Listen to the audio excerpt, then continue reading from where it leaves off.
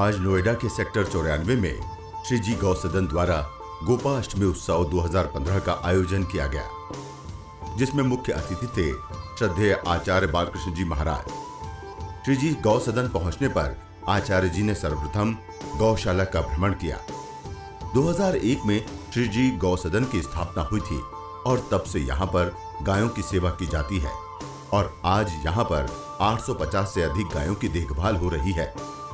गौशाला का भ्रमण करने के पश्चात आचार्य जी पहुंचे हवन यज्ञ स्थल पर। ओम देव शांति अंतरिक्ष ग्वं शांति पृथ्वी शांतिरापः शांतिरोषधयः शांति वनस्पतयः शांतिर्विश्वे देवा शांति ब्रह्म शांति सर्वगं शांति शांतिरेव शांति सामा शांतिरेधि। ओम विश्वानि देव सवितुर्दुरितानि परासुवा यद्भद्रं तन् आसुवा। ओम शांति शांति शांति।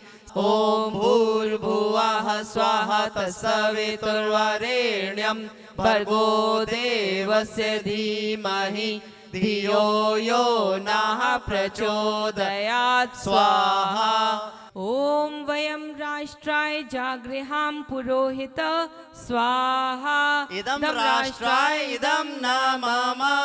ओम पूर्णमदः पूर्णमिदं पूर्णात् पूर्णमुदच्यते पूर्णस्य पूर्णमादाय पूर्णमेवावशिष्यते। ओम सर्ववै पूर्णग्वं स्वाहा। ओम सर्ववै पूर्णग्वं स्वाहा। ओम नमोऽस्त्वनन्त्वाय सहस्रमूर्ते सहस्रपादाब्जशिरोरुवावे सहस्रनाम्ने पुरुषाय शाश्वते सहस्रकोटि युगधारिणे नमः। हवन के पश्चात श्रद्धेय आचार्य जी का मंच पर मुख्य यजमानों ने फूलों का गुलदस्ता भेंट कर स्वागत किया एवं इस मौके पर विशिष्ट अतिथि केंद्रीय मंत्री डॉक्टर महेश शर्मा जी का भी स्वागत किया गया। इसके बाद आचार्य जी एवं डॉक्टर महेश शर्मा जी ने श्री जी गौ सदन के प्रमुख लोगों को पुष्पगुच्छ भेंट किया व आशीर्वाद दिया। तदुपरांत आचार्य जी एवं महेश शर्मा व अन्य गणमान्य व्यक्तियों द्वारा पुस्तक का विमोचन हुआ। इस पुस्तक में बताया गया है कि कैसे गायों का रखरखाव करें और उनकी हेल्थ का कैसे ध्यान रखें। आइए अब हम आपको दिखाते हैं इस कार्यक्रम के मुख्य अंश। सभी गौ भक्तों का श्री जी गौ सदन में आज स्वागत करते हुए हमें अति हर्ष हो रहा है। हमारा सौभाग्य है कि आज हमारे आमंत्रण पर मुख्य अतिथि के रूप में आचार्य पूज्य बालकृष्ण जी ने हमारा आग्रह स्वीकार किया। मैं चाहता हूं एक बार तालियों से उनका बहुत बहुत स्वागत करें। श्रद्धेय आचार्य जी को आज पूरे भारत में ही नहीं पूरे विश्व में लोग उनके कार्यों के सराहना कर रहे हैं। हम लोगों की बड़ी सालों से इच्छा थी कि पूज्य आचार्य जी हमारे बीच आएं। जब ये गौशाला शुरू में बनी थी तो मैं एक बार हरिद्वार में इनसे मिला था और हमने बताया था कि ये परिकल्पना से हम यहाँ गौशाला चला रहे हैं। तो श्रद्धेय आचार्य जी ने एक वहाँ से पौधा दिया था जिसका हमने यहाँ पे उसी वक्त पौधारोपण किया था और इनकी शुभकामनाओं के साथ हम लोग इस गौशाला को बहुत आगे बढ़ा पाए। जब यहाँ पे गौमूत्र आदि की समस्याओं के बारे में या गोबर गैस प्लांट के बारे में भी कई बार श्रद्धेय आचार्य जी से हम बातचीत करके मार्गदर्शन इनका प्राप्त करते रहते हैं। आज हम लोगों का सौभाग्य है कि हमारा निमंत्रण स्वीकार करके आज इस कार्यक्रम में यहाँ आए। आप सबका भी बहुत बहुत हम स्वागत करते हैं। साथियों, यह जो गौशाला पिछले 15 वर्षों से यहाँ चल रही है, यह इसीलिए संभव है कि आप सब महानुभावों का सहयोग, समर्थन, प्रेम, सभी प्रकार का सहयोग हमें सतत मिलता रहता है। तन मन धन से यह गौशाला में आप लोगों का जो हम लोगों को प्रोत्साहन मिलता है, उसी कारण आज ये गौशाला यहाँ पहुँच पाई है। गौशाला में 870 गौवंश हैं और हमने कोई भी गाय खरीदी नहीं है। जो नोएडा और आसपास की जगहों पे गाय लावारिस घूमती हैं, लोग उनको भांज समझ के या अपने घर से अनुपयोगी समझ के गायों को सड़कों पे छोड़ देते हैं या गौ हत्या के लिए ले जाने वाले विशेष गौवंशों को पुलिस पकड़ती है। उन सबको यहाँ पे रखा जाता है और यह पूरी जो टीम है, जो गौशाला की टीम है, तन मन धन से, और भी यहाँ का समाज के जो लोग हैं वो पूरे तन मन धन से इस गौशाला को चलाने में सहयोग करते हैं।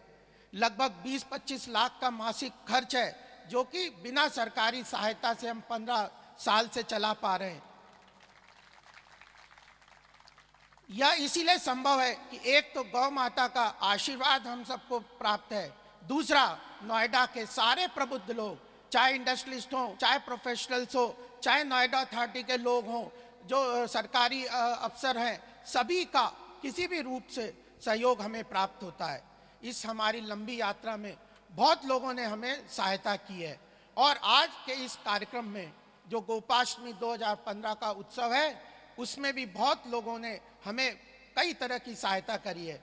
यह गौशाला में 870 गाय हैं, 12 गाय घर है और 2 भूसा घर हैं। इसमें मेडिकल फैसिलिटीज़ हैं जो एमिनेंट की सहयोग समर्थन से चल रही है। एमिनेंट के श्री A.K. अग्रवाल जी के सतत सहयोग से यह मेडिकल फैसिलिटी चल रही है।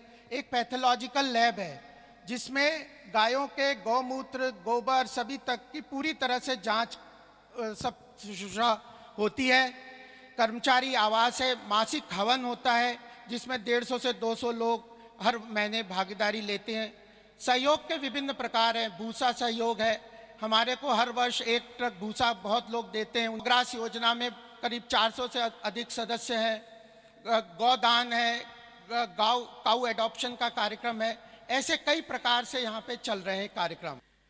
तो हमारा सौभाग्य है कि श्रद्धेय आचार्य जी को हमें सुनने को मिलेगा, उनका मार्गदर्शन प्राप्त होगा। मैं श्रद्धेय आचार्य जी से निवेदन करूँगा कि वो हमें आशीर्वचन अपना दें।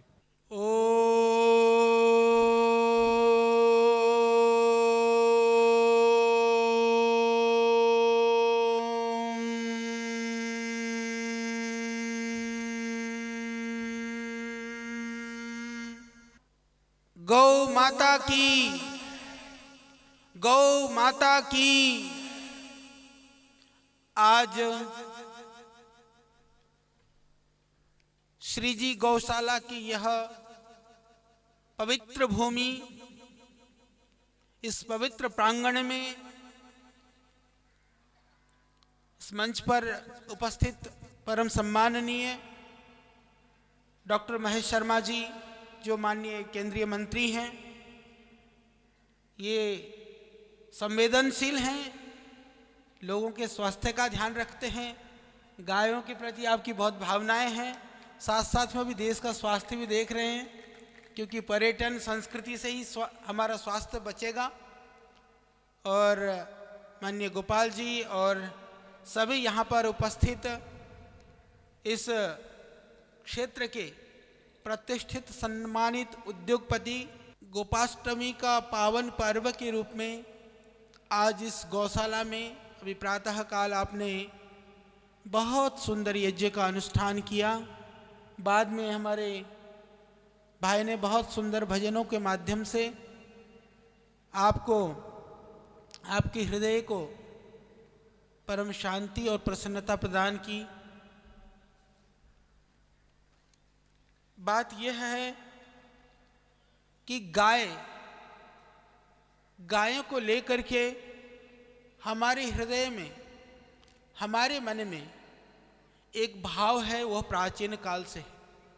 हमारे ऋषियों की वजह से, हमारे पूर्वजों की वजह से उन्होंने गौ की महत्ता को समझा था, गौ को माँ कहा उन्होंने, इसलिए हमारे हृदय में एक भाव है। पर उस भाव को आज जो गाय की दुर्दशा है, जो गौ की स्थिति है, उसको देखते हैं तो जो हमारी भावनाएं हैं, वह भावनाएं बहुत आहत होती हैं, उनको आघात पहुंचता है, क्योंकि जो हमारी संवेदना है वह बहुत बड़ी है, जो स्थिति है वह बहुत दयनीय है। तो हम सबको मिलकर के आज यह सोचने का समय है कि हम क्या कर सकते हैं गौ रक्षा के लिए, गौ संवर्धन के लिए, गौ माता की जीवन की रक्षा से हमको क्या मिलेगा, क्योंकि मानव आज बहुत स्वार्थी भी हो गया है। बिना स्वार्थ के वह कुछ एक कदम भी नहीं चलना चाहता है। यदि हमको पता चल जाए कि गौ माता की वजह से हमारा स्वार्थ पूर्ण होगा, उस विज्ञान को समझ पाए तो भी गौ माता की रक्षा हो सकती है। आयुर्वेद की यदि मैं बात करूं, जीवनीय शक्ति को बढ़ाने वाले जितने भी पदार्थों की गणना की गई है डॉक्टर साहब, जितने भी तरह के टॉनिक हैं, जितने भी तरह के रसायन हैं, आज विविध तरह के मेडिसिन और बहुत तरह के उपाय दुनिया में किए जा रहे हैं।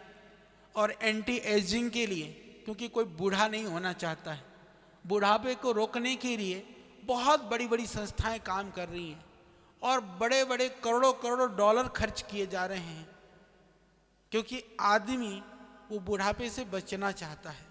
इसके लिए पूरे आयुर्वेद के शास्त्र में लिखा है, एक ही बात लिखी हुई है, प्रवरम जीवनीयानाम क्षीरमुक्तम रसायनम, कि यदि आप बुढ़ापे से बचना चाहते हो, रोगों से बचना चाहते हो, तो गो दुग्ध से बढ़िया कोई रसायन नहीं हो सकता है। हम इसको समझ लें। उस बुढ़ापे से बचने के लिए न जाने व्यक्ति क्या क्या करता है। यदि हम गोदुग्ध की उपलब्धता की व्यवस्था हो जाए, क्योंकि बहुत सारी अपनी कहानियाँ सुनी हैं, बातें सुनी हैं। गोदुग्ध वस्तुतः हुआ दुग्ध नहीं है, वो अमृत है, इसीलिए बाकी दूधों के साथ उसकी तुलना और कल्पना नहीं हो सकती है। समस्या यह है कि हम जब दूध की बात करते हैं तो दूध की श्रेणी में उसको रखते हैं, इसीलिए हम उसकी महत्ता को कम कर जाते हैं, उस रहस्य को नहीं समझ पाते हैं। और आयुर्वेद के दूसरे स्थान पर लिखा है कि ये जो पूरा जो गव्य है, गव्य से तात्पर्य है जो गाय से हमें जो प्राप्त होने पदार्थ हैं, जिसको हम पंचगव्य के रूप में हम जानते हैं, जो 5 तत्व हमको दुग्ध के रूप में, घृत के रूप में, दधि के रूप में, मूत्र के रूप में, गोबर के रूप में हमें प्राप्त होता है, उसके गुणों का वर्णन करते हुए आयुर्वेद लिखता है, गव्यम पवित्रम च रसायनम च पथ्यम च हृदयम च बुद्धिम दम स्यात् आयु प्रदम रक्तम विकारहारी त्रिदोष हृदरोग विषापहम स्याद। इतने गुणों का आयुर्वेद में वर्णन है कि हम ये रसायन है, यह हृदय के लिए बल बुद्धि को प्रदान करने वाला है, आयु को देने वाला है, रक्त विकारों को दूर करने वाला है और हृदय रोग के साथ तीनों दोषों का नाश करने वाला है। यह औषधीय गुण के रूप में हम यदि इन चीज़ों को प्रचारित करते हैं, प्रसारित करते हैं, तो उससे हमारी गायों के प्रति जो श्रद्धा है, अभी जो हमारी श्रद्धा है वह भावना की श्रद्धा है, उस भावना की श्रद्धा के साथ में उसके गुण और उपकार और विज्ञान की श्रद्धा जुट जाए, तो मैं समझता हूँ कि कोई भी मानव मनुष्य मात्र कहीं गौ के हिंसा के लिए नहीं, अपितु गौ की कष्ट की बात भी ना सोच सके, ऐसा वातावरण तैयार किया जा सकता है। इसके लिए आवश्यकता है कि जो गायों के अंदर विद्यमान जो गुण हैं या उसकी जो वैज्ञानिकता है, जो गोदुग्ध घृत आदि में, इसको दुनिया में पहुंचाने की आवश्यकता है। और आजकल एक और बात बहुत चलती है समाज में, मैं देखता हूँ विशेष करके बड़े बड़े शहरों में भी, कि आदमी डरता है आजकल ग्रहों से, ज्योतिष से, वास्तु से। एक भय का वातावरण है। ये ज्योतिष हमारी एक विद्या है, ये बहुत बड़ी विद्या है। वास्तु भी एक विद्या है, वो बहुत बड़ा विज्ञान है, साइंस है। परंतु कभी कभी क्या होता है कि उसके नाम पर जो अंधविश्वास और एक भय का वातावरण तैयार किया जाता है, जो सामान्य लोग होते हैं वो भयभीत रहते हैं कि न जाने क्या होगा, कब क्या बिगड़ने वाला है, हमारा न जाने कौन सा ग्रह खराब होगा। तो ऐसी वातावरण में लोग जीते हैं। मैं आपको उदाहरण देना चाहता हूँ कि ये निर्णय सिंधु में लिखा हुआ है, ये निर्णय सिंधु का मैं उदाहरण दे रहा हूँ। यदि तुम्हारे घर में अशांति है, तुम्हारे घर में किसी भी तरह का कोई भी दोष है, यदि उसको ठीक करना चाहते हो, तुमको कोई परेशान होने की ज़रूरत नहीं है, भयभीत होने की ज़रूरत नहीं है, विविध तरह के तुम्हें कर्मकांड और पूजा करने की भी ज़रूरत नहीं है। आपका निर्णय सिंधु लिखता है कि तृणानि व गवे दद्यात, जा करके गौशाला में थोड़े से घास गायों को खिला दो, तुम्हारा सब कुछ ठीक हो जाएगा। यहाँ तक भी लिखा हुआ है कि यदि मान लीजिए श्राद्ध, हमारे यहाँ सनातन परंपरा में हम अपने पितरों का श्राद्ध करते हैं, और वैतरणी नदी के लिए भी कहा जाता है कि गाय की पूंछ पकड़ने से वैतरणी नदी पार हो मतलब हो सकता है। ये हमारे शास्त्रों में ये सारी बातें इसलिए की गई हैं क्योंकि उससे गौ की महत्ता, गौ की विशेषता को लोग समझें। तो यदि कोई ऐसा व्यक्ति है कि वो श्राद्ध भी नहीं कर सकता है, यदि उन नियमों का पालन भी नहीं कर सकता है, तो भी बोले यदि जा कर के वो गायों को घास खिला देता है, गायों को थोड़ा चारा दे देता है, तो उस सारे दोषों से मुक्त हो कर के जो पुण्य मिलना चाहिए, बाकी जो पूजा के, श्राद्ध के या तीर्थों के, वो सारी चीज़ों को प्राप्त कर सकता है। ऐसा लिखा है, ऐसी पुण्यदायिनी गौ माता है। ऋषियों ने ऐसी कल्पना नहीं की है। यदि गायों की बात करूं, शास्त्रों की बात करूं, यदि आप उन ग्रंथों को पढ़ेंगे, बहुत सारे ग्रंथ हैं, उसमें इस तरह का वर्णन है कि उनको शब्दों में भी हम व्यक्त नहीं कर सकते, इतनी गहराइयाँ उनमें हैं। हमारे जितने भी महापुरुष हुए, जितने भी ऋषि हुए हैं, आप देखेंगे उनका जीवन कहीं ना कहीं गौ माता से जुड़ा रहा, उनके साथ उनका संबंध रहा। राजा दिलीप हों चाहे भगवान कृष्ण हों, जिन्होंने जीवन का एक अपरिहार्य अंग के रूप में गौ को प्रश्रय दिया, उनको सम्मान दिया, तो ये अनायास नहीं है, ये एक बहुत बड़ा रहस्य है। इसके लिए यहाँ तक यदि मैं शास्त्रों की बात करूँ, गावई पश्याम्य हम नित्यम गावः पश्यन्तु माम सदा, गावो अस्माकं वयम तासाम ये तो गावस ततो वयम, कि गौ हमको, मैं ऐसी जगह पर रहूं, मेरा आसपास का ऐसा वातावरण हो, ये कितनी बड़ी बात है। और आप सौभाग्यशाली हैं, शहर में रह करके भी कम से कम गायों को देखने के लिए आपके बीच में गौशाला है, कि मैं ऐसी जगह पर वास करूं जहां मैं हमेशा गायों का दर्शन कर सकूं, और मैं गायों के दर्शन करूं तो गायों की कृपा दृष्टि मुझ पर बनी रहे। जब मैं गायों को देखूं तो गायों की करुणामय और उनकी कारुणिक और मधुर एक दृष्टि, कृपा दृष्टि मुझ पर पड़ जाए, ऐसी जगह पर मैं रहूं। और बोले जैसे हमारी गौएं हैं, हम ये तो कहते हैं कि ये हमारी गौएं हैं, ऐसे ही हम गौओं के हैं। मेरी गाय हैं की जगह मैं उन गायों का हूं, इस भाव से हमको सेवा करनी चाहिए। ये बहुत बड़ी बात है। और बोले हम दुनिया में जहां भी जाएं, भगवान हमको वहां भेज देना कि जहां गौएं रहें हम वहीं रहें। इसका अर्थ ये हुआ कि जहां गौ है वहाँ पवित्रता है, जहाँ गौएं हैं वहाँ समृद्धि है, वहाँ खुशहाली है। और जहाँ गौओं को सुख नहीं है, उनकी उपस्थिति नहीं है, जहाँ गौएं नहीं हैं, वहाँ कभी भी सुख, समृद्धि और शांति नहीं हो सकती है।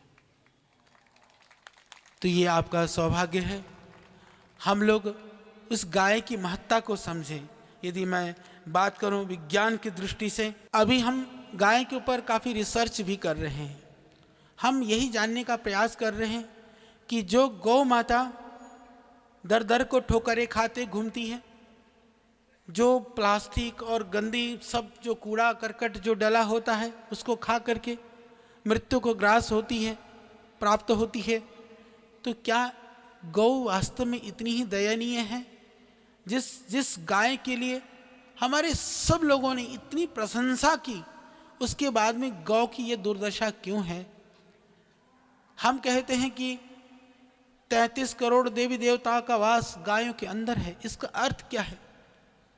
सच मानिए, गायों का रोम रोम वह विविध तरह के औषधीय गुणों से भरपूर है।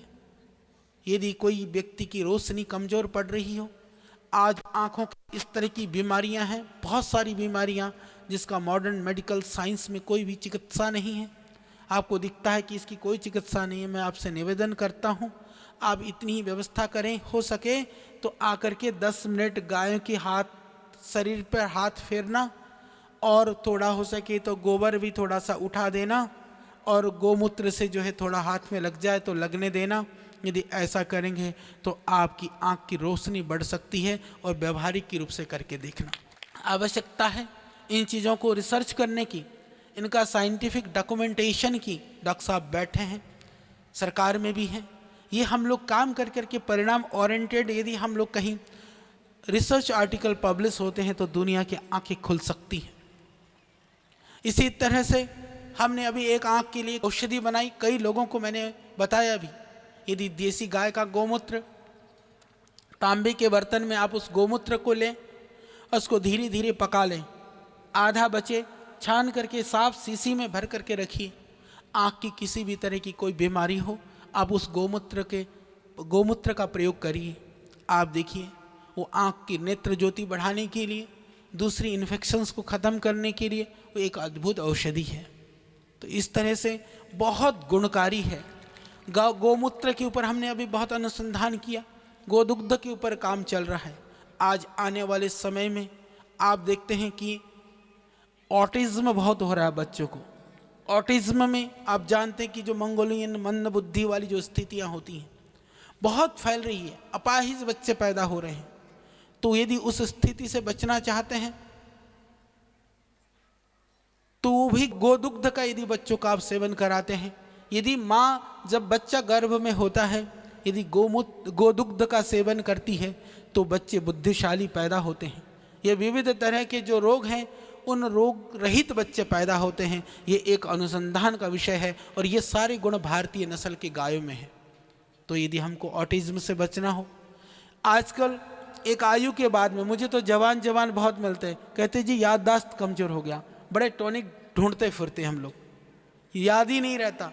अच्छा, अब ये नेताजी भी हैं, डॉक्टर साहब हैं, इनको यदि अपने मुख्य लोगों का नाम याद ना रहे तो लोग कहेंगे कि डॉक्टर साहब के पास जाओ, सब करो, काम के टाइम तो ढूंढते हैं, वैसे याद नहीं करते, कोई पास में नहीं आएगा। आप उद्योगपति हैं, आपके 10, 20, जो 50 जिनका कम से कम जिनका नाम याद रखने की आवश्यकता है उतने तो याद रहें। उसके लिए सच मानिए आपको कोई दवाई खाने की आवश्यकता नहीं है, आप गोदुग्ध का सेवन शुरू कर दीजिए, आपकी मेमोरी ठीक हो जाएगी। इतना ही नहीं, मेमोरी ठीक होना एक स्थिति है, दूसरी मेमोरी लॉस होना जिसको अल्जाइमर कहा जाता है। 50-60 के बाद में लोग अपने आप को भी भूलना शुरू कर देता है। कई बार ऐसी स्थिति हो जाती है, हमारे पास तो ऐसे बहुत सारे रोगी आते हैं जिनको ये भी पता नहीं होता है कि उसने कपड़े पहना हुआ है नहीं पहना हुआ है, कौन बैठा है क्या है। ऐसी स्थितियाँ आ जाती हैं। कल्पना करके देखिए कि कितनी भयानक स्थिति होती है। यदि आप गाय का दूध का सेवन करते हैं, गोघृत का सेवन करते हैं तो ऐसी स्थिति कभी नहीं आएगी। तो उस अल्जाइमर को रोकने का काम भी गोदुग्ध के द्वारा किया जा सकता है। तो ये बहुत ही लाभकारी है, हम इसको समझें। इसके अतिरिक्त जो विशेष बात मैं कहना चाहता हूँ, हमने गोमूत्र के ऊपर, क्योंकि जब शास्त्रों में इतनी प्रशंसा की गई है तो इसमें क्या है इसको जानने के लिए हमने बहुत सारे अनुसंधान किए। हमारे यहाँ पुराने ज़माने में लोग गाँव में घरों में ये कहा करते थे कि गायों के दुग्ध के अंदर पीलापन इसलिए है उसके अंदर सोना होता है। मैं आपको जानकारी के लिए कह देना चाहता हूँ कि गोदुग्ध के सोना का हमने परीक्षण पर गोमूत्र में हमने देखा कि उसके अंदर स्वर्ण तत्व पाया जाता है, उसके अंदर चांदी के तत्व पाए जाते हैं, विविध तरह के मिनरल्स उस गोमूत्र में हैं। फिर हमको डाउट हुआ जब गाय के मूत्र में है तो बाकी पेशाब में भी हो सकते हैं। फिर हमने भेड़, बकरी, भैंस, गधा, खच्चर बहुतों के पेशाब लिए, पर वो सारे तत्व, कुछ तत्व तो होते हैं परंतु कुछ ऐसे मिनरल्स और ऐसे तत्व थे वो मात्र गोमूत्र के अंदर ही उपलब्ध हैं, बाकी मूत्र में नहीं है। इसलिए गोमूत्र को हमारे यहाँ उसकी बहुत महत्ता और उसकी बहुत प्रशंसा की गई है। चाहे वो जातक या पातक कुछ भी हो, यानी पैदा जन्म हो चाहे मृत्यु हो, हमारे यहाँ गायों की गोमूत्र की पंचगव्य की महत्ता है। ये ऋषियों ने इसीलिए उसके साथ जोड़ा। जब घर में मृत्यु होती है तो स्वाभाविक है कि मृत्यु की स्थिति पर दो चीज़ें होती हैं। एक तो आदमी तनाव में होता है, कोई हमसे बिछड़ा तो हमें तनाव होता है। दूसरा, मृत्यु होती है तो हो सकता है किसी बीमारी से, रोग से हुआ हो, किसी भी तरह के बैक्टीरिया या वायरस या दूसरे तरह के जो जीवाणु या विषाणु वो घर में उस परिवेश में हो सकते हैं। तनाव का वातावरण होता है। यदि उस स्थिति में यदि आप घर को गोबर से लेप देते हैं, गोमूत्र से उसको साफ करते हैं, या बैठ करके गाय को उपलों के साथ यज्ञ करते हैं, तो वो अपने आप में दूर हो जाता है। तो बाद में भी गोमूत्र इसलिए पिलाया जाता है क्योंकि जो तनाव है मस्तिष्क के अंदर, जो एक अवसाद है, उस अवसाद को दूर किया जा सके, यह सामर्थ्य उस गोमूत्र के अंदर है। इसलिए ऋषियों ने हमारी संस्कृति और परंपरा के साथ उसको जोड़ा।